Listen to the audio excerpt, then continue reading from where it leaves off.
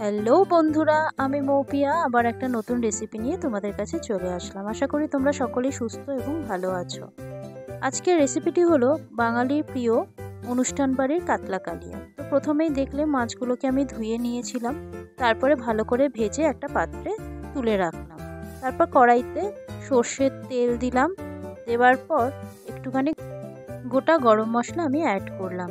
তারপরেই আমি বেটে রাখা পেঁয়াজ তার মধ্যে দিলাম, তারপর একটু ফ্রাই হতে দিলাম। যখন একটু তেলটা হালকা হালকা বেরিয়ে আসলো, তার মধ্যে আমি দিয়ে দিলাম আদা রসুন এবং কাঁচা লঙ্কা বাটা 2 চামচ আমি দিয়েছি। তোমরা যদি একটু ঝাল বেশি পছন্দ করো তা একটু বেশিও দিতে পারো। তো দেওয়ার পর আমি আবার একটুখানি ভাজা করতে করতে একটু হলুদ গুঁড়ো, কাশ্মীরি লঙ্কার গুঁড়ো, নুন এগুলো অ্যাড করে দিলাম। দেওয়ার পর আমি রোস্টেড করা ধনে গুঁড়ো দিয়ে দিলাম 1 চামচ, দিয়ে ভালো করে ফ্রাই হতে দিলাম। যখনই দেখবে একটু তেল বেরিয়ে আসছে, তখন কেটে রাখা কাঁচা লঙ্কা আমি তার মধ্যে অ্যাড করলাম, দিয়ে আবারও একটু ফ্রাই করে নিলাম। তারপরে আমি একটা পাত্রে টক দই নুন দিয়ে একটু ফেটিয়ে রেখেছিলাম, সেটা অ্যাড করলাম। তবে অবশ্যই যখন টক দইটা অ্যাড করবে তখন কিন্তু গ্যাসের ফ্লেমটা অবশ্যই লো করে রাখবে।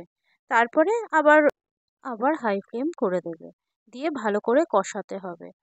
ঠিক যতক্ষণ না তেল বেরিয়ে আসছে তত অবধি তোমাদেরকে কষাতে হবে।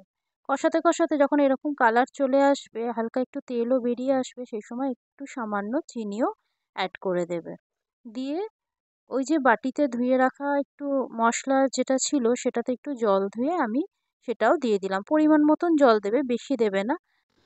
তারপর ফুটে উঠলেই তখনই ভেজে রাখা মাছগুলো এর মধ্যে অ্যাড করবে, দিয়ে একটু হয়ে যাবার পরই আবার মাছগুলোকে উল্টিয়ে দেবে।